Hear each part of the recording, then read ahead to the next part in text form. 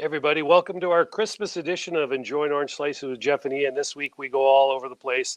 We go down into a rabbit hole, we come back up, we decorate the tree, we talk about Christmas gifts, and then I'm doing the intro today because I got to go golfing in a few minutes. It's a balmy 50 degrees in Vegas today, which is freezing for all of us. Stay warm out there. Enjoy the show. Merry Christmas to everybody. Talk to you soon. Well, hello, Jeff. Welcome to a Christmas special of Enjoying Orange Slices with Jeff and Ian.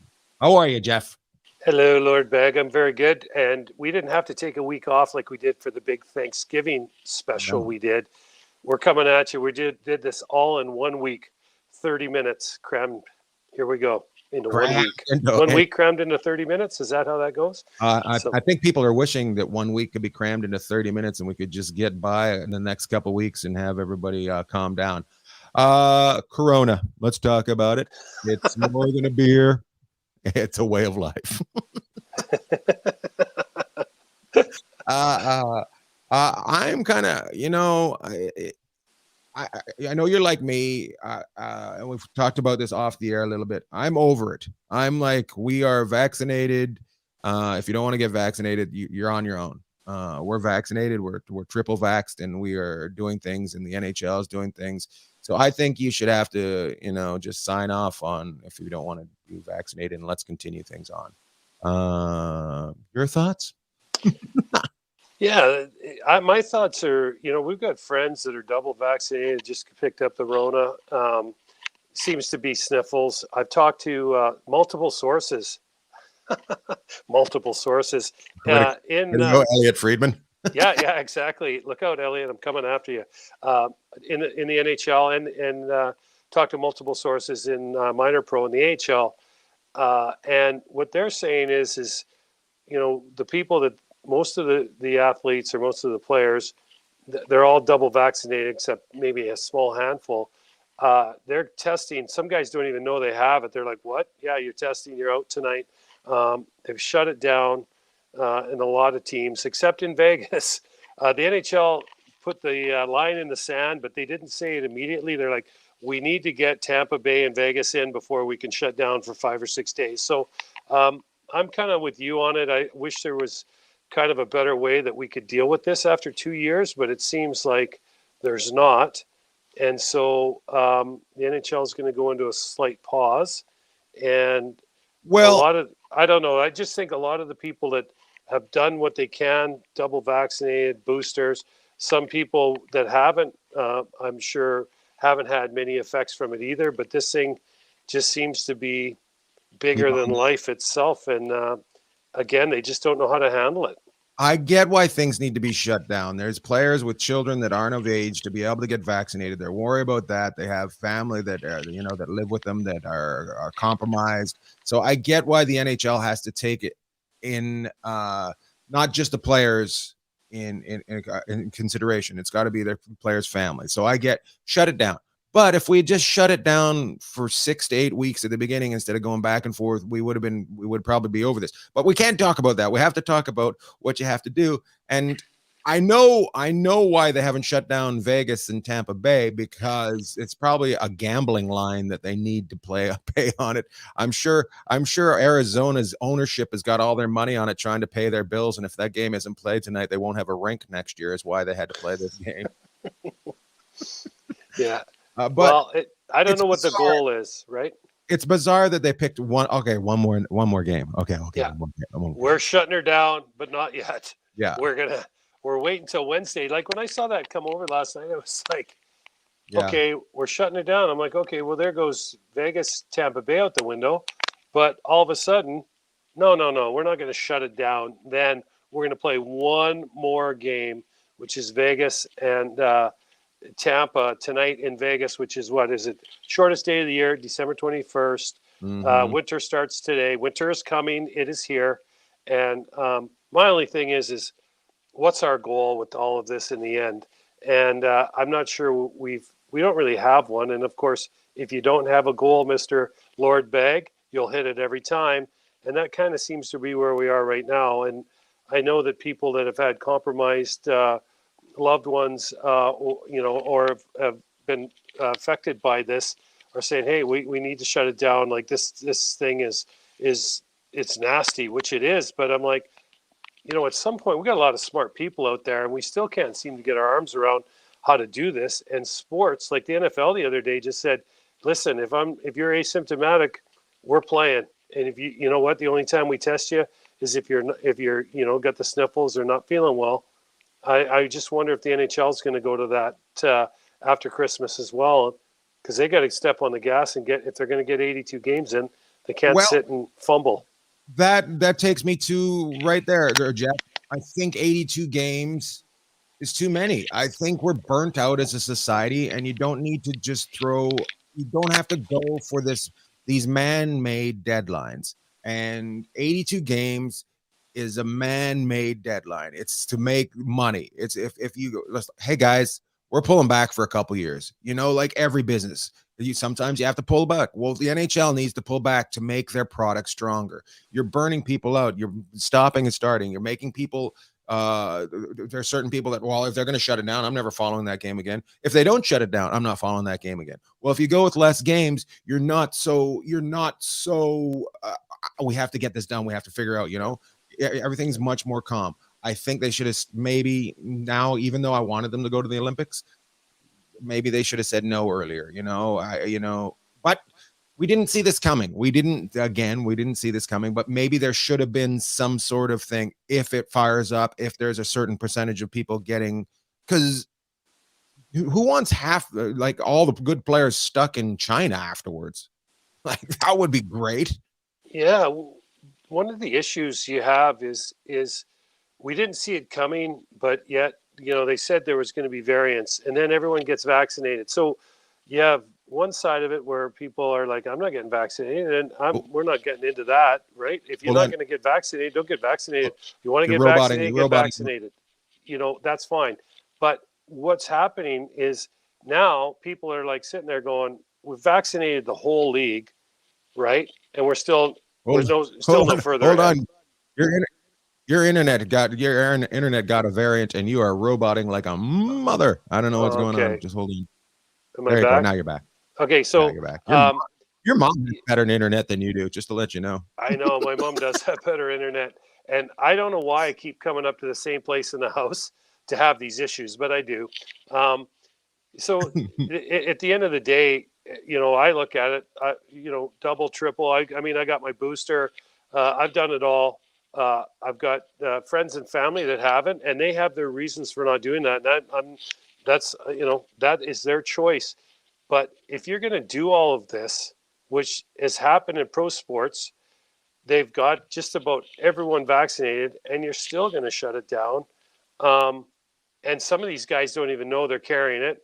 And I guess they're worried about if they go out into society. But are we just going to keep worrying about this? Like, when are we going to get an idea of the direction we want to go as a global society on how we're going to handle this? And you know what? This thing's going to keep on spinning up and mutating, I think, right? I think at some point, it becomes an endemic, right? So we have to figure out when we're at that point where it is an endemic. And does some people cause it to be this is the last we're going to talk of this. I don't care. Whatever it's going to happen with the corona is going to happen. Let's go back to let's just go right back to the league. I think the league should have gone to 70 games this year. They should have, and I know they want to get their money's worth, but if they had 72 games, they wouldn't be pushing so many games together. It just gives it a little bit of breathing room. I don't think they've given themselves any breathing room, and they want to do 82 games after the one season 2020 ended in like, when did it end? July or something like that? They've handed out the cup. They handed one out in September, wasn't it, 2 years ago? And then I think they handed the one out last year in July. So, right. But I guess if you said they've kind of got a little bit of a cushion built in here, because I don't think they're going to the Olympics now. I'd be shocked if they did. But I was shocked Gretzky got traded. I would say nobody's going to. I don't think there's going to be Winter Olympics this year. I think you're going to see what happened with the Summer Olympics 2 years ago. It's going to get pushed for a year. Mm-hmm. I think that's what's going to happen. it could. Although they have done run Olympics with no one in the stands, and I think it's been fairly successful from that point of view. They were able to get Yeah, but everybody through. But we just talked about how you get stuck there for 5 weeks, and if you're the best hockey player in the world, who wants to be stuck there for 5 weeks? Well, there's other sports. They don't want to be stuck there for 5 weeks if they catch it. So if all the sports start, I would say you might see it pushed. So, well, and it's different than it was in Japan because China's got a different outlook on it. So, yeah, that's very true. And let's get back to the less games. Less games equals less revenue, right? The players want to make their money, the owners want to make their money, but in this scenario, we've said it. I thought the NHL 72, 76 game schedule is kind of the sweet spot. But then again, everybody wants theirs. The players want to get their money. The owners want their revenue. But I know I don't always say that, but maybe it takes you 2 extra years to get to $10 million revenue. Well, at some point you got to look at it. Okay, do I do a better product to get to $10 million, or do I do a shittier product to get to $10 million? Mm-hmm. And cramming that all in makes a shittier product. Well, and they're in between right now too. They're in the middle. And that's a terrible place to be. We talked about that yesterday.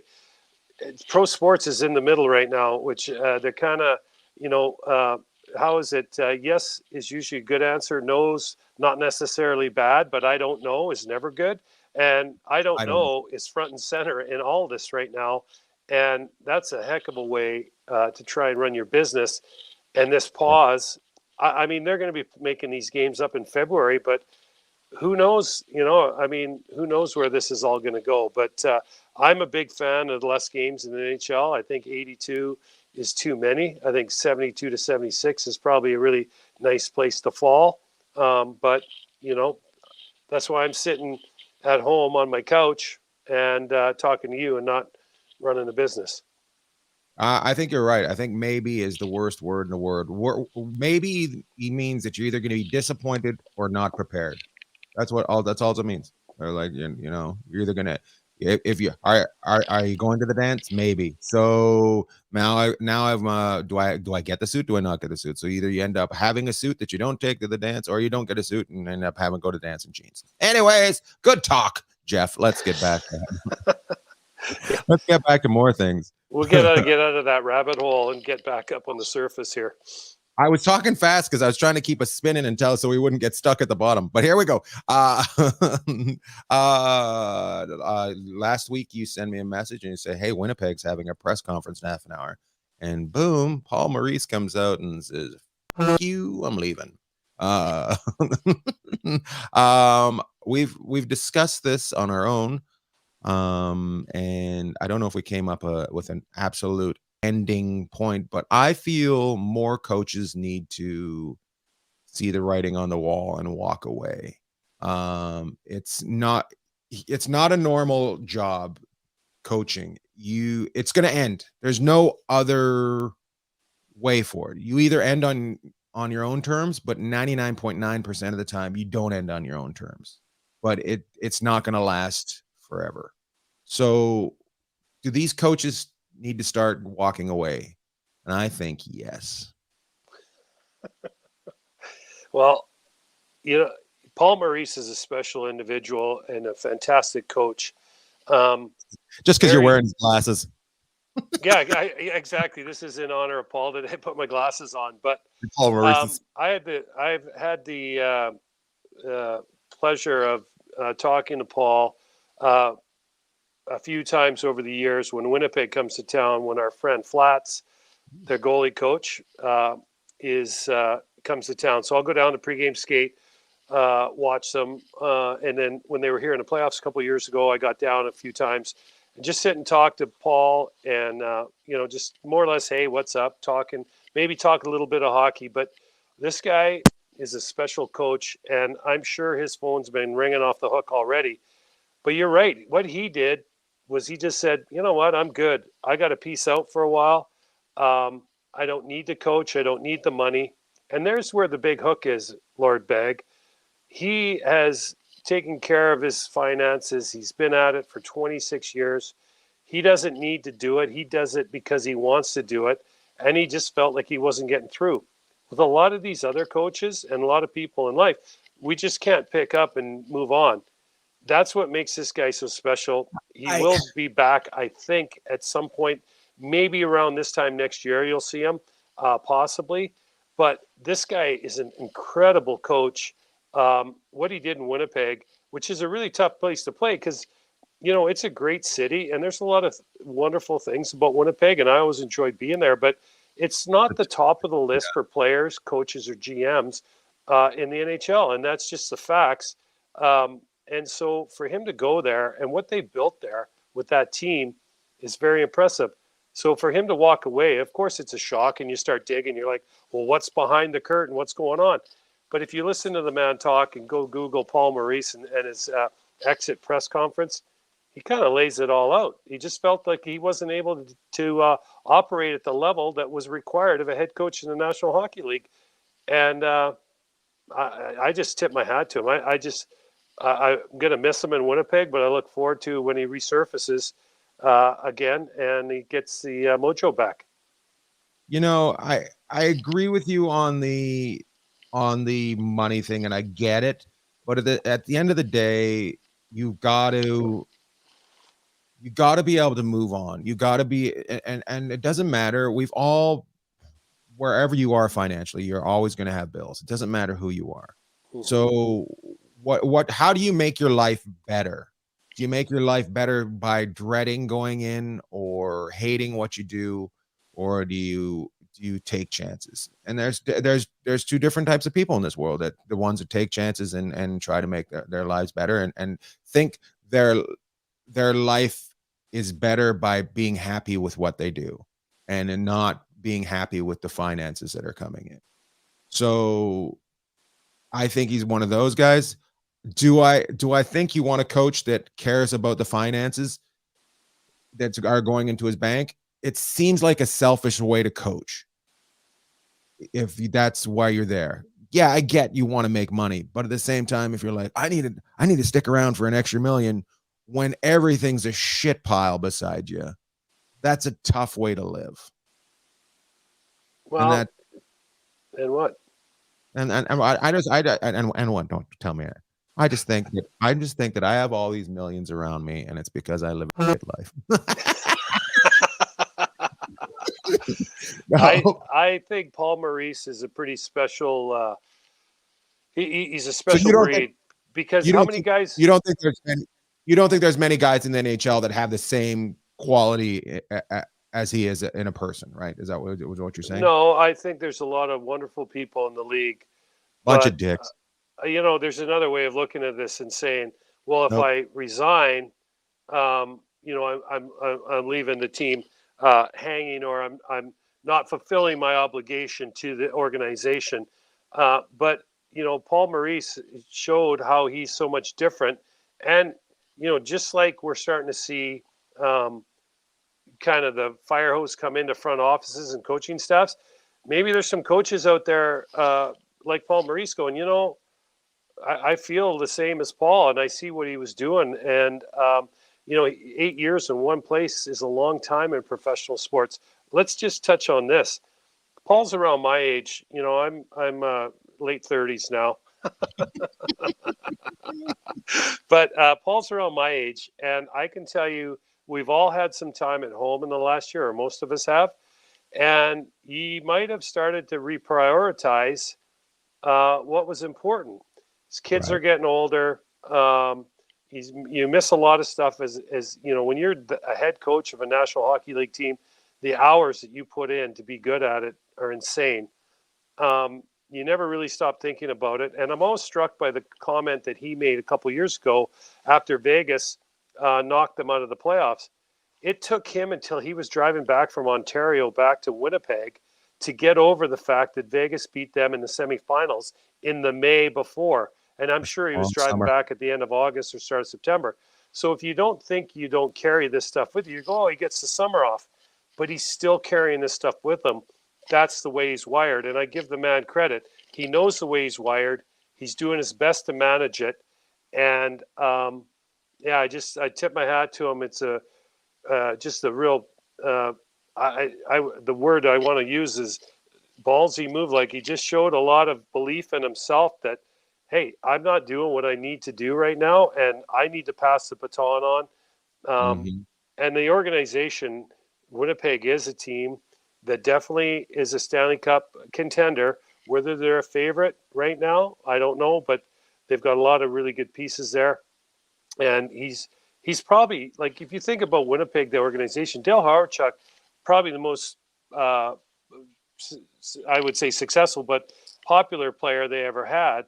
But if you look at someone who's made the biggest impact on the Winnipeg Jets in the history, going back to when before they moved and after, it's probably Paul Maurice is in that conversation. So for him Right. to get up and move on, just kind of shows that the guy's in control of his life and knows Of what his he destiny. wants. Good Destiny. for Yeah. him. Yeah, Yeah. I agree. I agree with you there. That brings me to two questions. I'm going to start up two questions right now. Do you think that coaches should, on the salary cap, do you think coaches should be in that money? You think it should include coaching? No, but I think you bring up an interesting question because if you had to manage your salary cap, not only your players and your coaching staff, then all of a sudden, you've got even bigger fish to fry, and you just wonder how. Okay, so what happens if you fire a coach? Is that like does he come off the cap? Does he stay on the cap? Because if a guy retires, you still get hit on the cap, right? But if you fire a coach, what do you do with that money? Does that just go out the window and kind of falls into a separate category?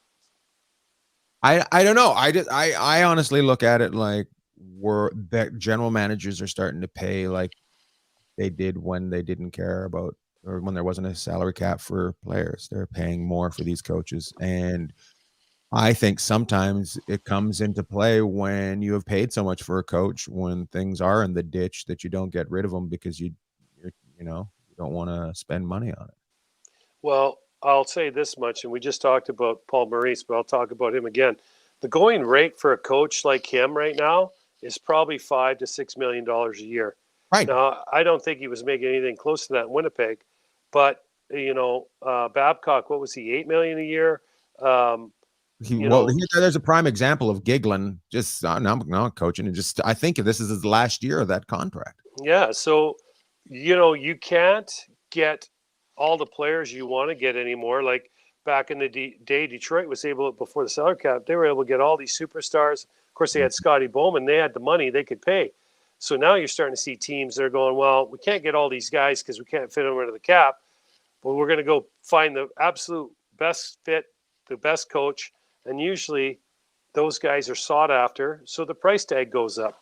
So, yeah, I mean, the salary cap hurts probably the lower tier players in the league versus the upper tier, because if you look at a guy like Vegas just traded for Eichel, he's making $10 million. Stone makes 9.5. Now you get a deal over in Colorado with McKinnon, who only makes 6. But when it comes around and he's coming up in the next couple of years, Nathan McKinnon's a $10 to $12 million player in this league. So somebody else gets shuffled.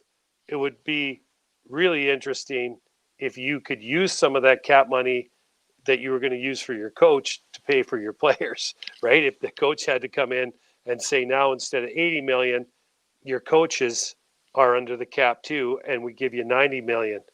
It would be really interesting to see, because you'd have all these coaches making what they're going to make, 5 or 6 million, and then the assistants would kind of take it in the shorts, I would think. Yeah, that's the problem. It's always going to be the small guy that gets nailed anyway. So, yeah. Speaking of taking it in the shorts, how much smoke has to come out of Arizona before we say there's a fire? Like, seriously. Like a fire in their shorts? A fire, that's a completely different fire. Well, the owner of the new owner of the Coyotes, I believe, owns a casino here in Vegas. I think it's the Sahara, if I'm not mistaken. So there is some revenue available to him. I mean, he does have some capital. The latest was they didn't pay $1.5 million that they said was a human error on some that they owed the Glendale Arena. So they lost $1.5 million. Was it the Glendale Arena, or was it the city and back taxes? Yeah, there was something that they said was a human error. Right, So but I think, but then they took another 4 weeks to pay it. That's what usually when you're going, sorry, you pay it the next day. You don't take 4 weeks out. mm-hmm. So Well, I mean, $1.5 million. that's more smart. I mean, well, let's just give them. Here's what I'm going to say about this. You're right. I mean, if it takes 4 weeks to come up with that money, you know, $1.5 million just wasn't sitting in his cookie jar. But if you own the Sahara Hotel, you're just going down and getting some out of one of the coin machines and paying that bill. You know what I mean? I believe he owns the Sahara. But here's where I'm going to go with this. Let's judge Arizona from this point forward on. You're like, well, there's a dumpster fire, you know, there's 100 miles of bad road behind us. But okay, so they said this was a human error. They paid the bill. Let's judge Arizona from here forward. Let's see what they do. The NHL wants them to stay there in the worst possible way. I have no idea why Gary Bettman has such a boner for Arizona. I don't know if he owns a golf course there or he just wants the meetings there or what, and he can't have a meeting where there isn't a. I have no idea, but it is the biggest boner ever. Like, he loves Arizona so much. It's unbelievable the chances that they get. They are in the Central now too. So if you were looking to move them, you're like, well, what is it? Geographical? What is it? Is it the size of the TV market? If they move them, you know, obviously Houston is what, the 5th or 6th biggest TV market in the States, and then you have Kansas City, which is a big market too. And I know some people might say, well, how about Quebec City? They've been banging on the door for years. Yeah, but you move them, you know, 700-800 miles, whatever it is, I don't know, 1,000 miles. They're still in this. I don't think it's 1,000, but 500-600 miles. They're still in the Central Division. The travel's easy for those teams. They don't have to realign anybody, because I think right now most of the teams are pretty happy. And I'm not so sure Montreal wants a team. I've said this before. I don't think Montreal, the Canadiens, really want another team in Quebec. But they, at some point, they might end up with one. So let's judge Arizona from this point forward. We've been judging them for 25 years now, but they just keep getting chance after chance after chance. And last year, the punishment they got for the draft, you know, and it was still just a slap on the wrist. They're that kid that just gets away with everything, and I don't understand why. And I know Arizona, Phoenix is a huge growing city, but they're not making any effort to make that a hockey city. It's not a hockey. They don't love hockey there. They just, you know, oh yeah, we have nobody runs around and goes nuts for the Coyotes. Well, the minor hockey program is pretty big in the Phoenix area, but I will say this. You have to run your business at an upper level, an elite level, when you're not winning. And they've got they don't even have 10 wins yet this year. So you're awful on the ice. You can't be awful off the ice, because that's just an equation that's never going to add up. So they got to clean up the off the ice, which they brought in the general manager. The new general manager, he's moved some guys around. He's got some draft picks. They're going to have to be patient there. I know, new word for Phoenix there, Arizona, be patient. But they're going to have to figure out how to run this organization.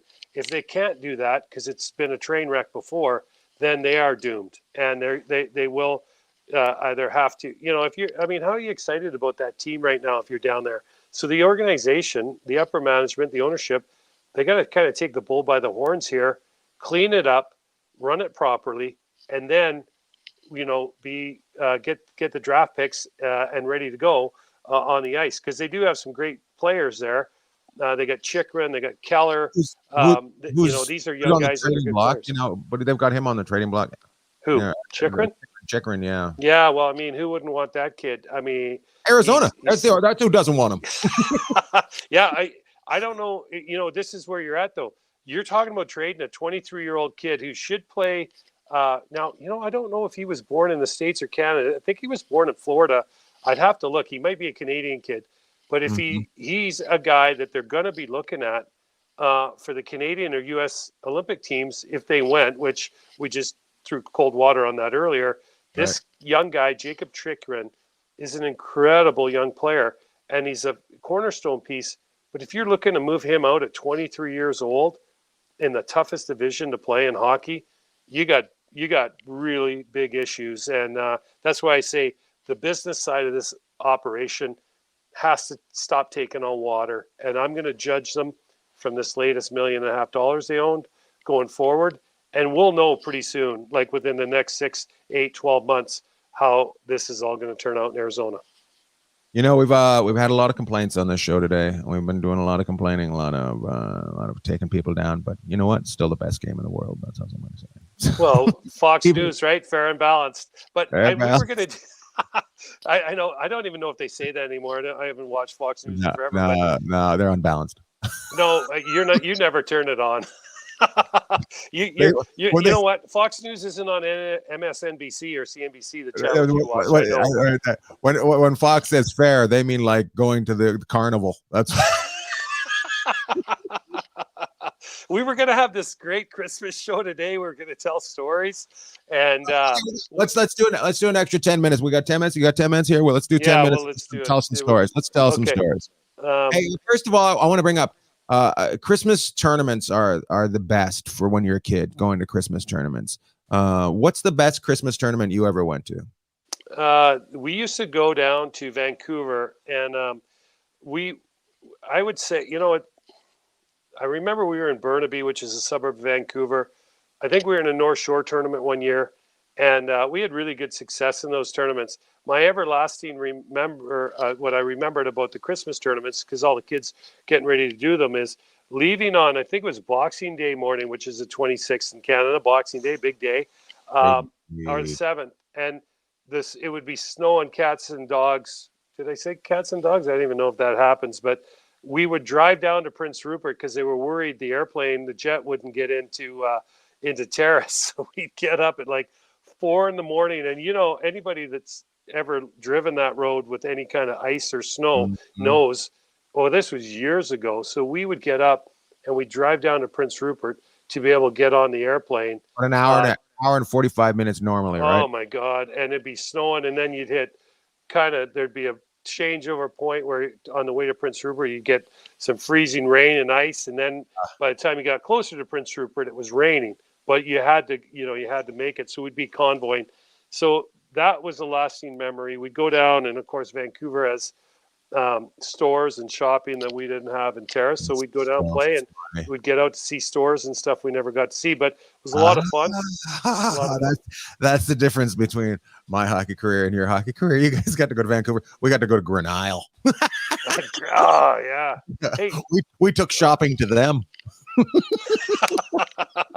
Hey, you know what? We should put a map up for people to see where Grand Isle is. But I don't even know. Does it exist anymore? Wasn't it a mining town? It was a mining town. Didn't they have natural ice? Because years ago, in a place that you know very well, Hazelton, we went over there to play Hazelton, and on natural ice. That's how cold it was that they could just freeze, throw the water. It was in a building, and throw the water down and would freeze. Go, have at her, boys. And yeah, that sounded different when you skated on it. Remember those dressing rooms? Oh my God, those dressing rooms were. Well, it was so cold. It was so cold. Some of the guys' feet froze so bad that they had to flush the toilet and put their feet in and try and run the water and put their feet in the toilet to try and get their feeling back in their feet. I'm like, oh my goodness. But the big joy of the Christmas hockey tournament always was flying down to Vancouver. And then we'd usually go see a Canucks game. And that was fun. So I'll just let you know, I never got to fly down to Vancouver for hockey. Never got to go to. Okay. Hey, well, one thing. That's all right. You know what? Is the Christmas tournament in Paris now? Is it named after your dad? Is that Christmas? That's in October around Canadian Thanksgiving. They have a tournament, and they had it again this year. So, nice. Yeah, with the COVID, they're still doing it, which is kudos to them. It's tough to get people when they're reading on the news every day about how this thing still invades everybody's life, but they were able to do it again this year, and thanks for doing that. That's awesome. I think it's a great tradition. Traditions are great. I love traditions of the tradition. What's your guys' family? What's your family's Christmas tradition down there in Las Vegas? You know what? I don't know if we really have one. The only thing that we kind of always did, and this year I'll have to do it for myself because I'll get myself a present. But we'd always open a present the night before Christmas on Christmas Eve. So you'd build up to open that present. And I always would open something for my grandma because I knew that she'd knit me something. And so I was like, and there might be a chocolate bar or something in there too. So I would always go for a gift. I kind of knew what it was and then saved the surprise for the next morning when I got up at 4:30 and started trying to get my mom and dad to get up. That's so funny. I love how you're holding it in. You're just like, I'd open the crappy one on Christmas. Well, there's never a crappy gift from grandma, but yeah, she could. I mean, I was just up in Terrace last week, and my mom, she goes, "Son, you need a toque or a hat for your head," and she starts pulling all these toques out that my grandma made. That's funny. I was like, "Oh my goodness!" So I actually had one, and I went for a couple walks on the trail there by the train tracks. I don't know what they call it up there, but people from Terrace know what it is. What is that? Do you see my name on that board? I made money for that. I didn't see your name on that board, but I wasn't looking. I was just looking at the. Yeah, no, it was cold up there. But it was nice to go for a walk. I do have to ask one thing though today. Yes. I've been looking at us, and I'm like, you look very white today, and I look orange. I look like Trumper right now. This is Fox News, Farrenberry. You look like I was talking about Fox. I'm turning orange. I'm looking like Trumper. So I was playing with the light before I came on, and I was like, oh, I guess this is where we're going. We're going sickly. This is the COVID edition. So what? The COVID Christmas special. I'm the snowman. I'm just like, oh, I'm Jack Frost. Yeah, you kind of do look like Jack Frost. That's awesome. Fuck you, Jeff. Yeah, well, our Christmas tradition is the same thing. We open Christmas get beforehand, just to kind of hang out. Love the Christmas. I love the Christmas break. It's just fun. I wish we were coming down to your guys' place. We always talk about it, but we never make it down for the big Christmas Eve skate that you guys have. Yeah. Is it a big one this year, or what's the deal? Yeah, we got it. We're going. I'm on the ice actually this week, all week with the kids, and then we're doing a 2-a-day on the 24th. We're working with the kids in the morning, and then we're going to do a family skate.